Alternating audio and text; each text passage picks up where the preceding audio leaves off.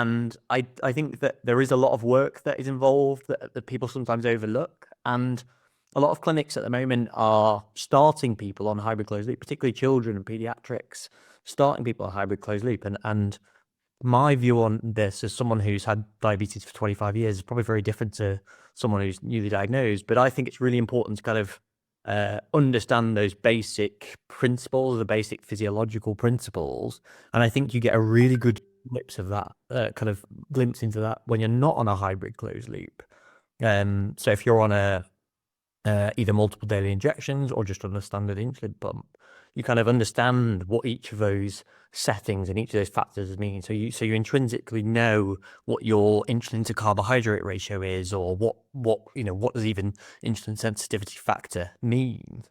Whereas some of the hybrid closed loops are not very transparent and are quite hidden with some of those settings, and kind of understanding the interaction between, well, I have to set this setting, but does my hybrid closed loop even use this setting when it's in closed loop mode isn't very clear. And so kind of, as with all technology, we all know here, if you're using a continuous glucose monitor, occasionally it'll crap out on you.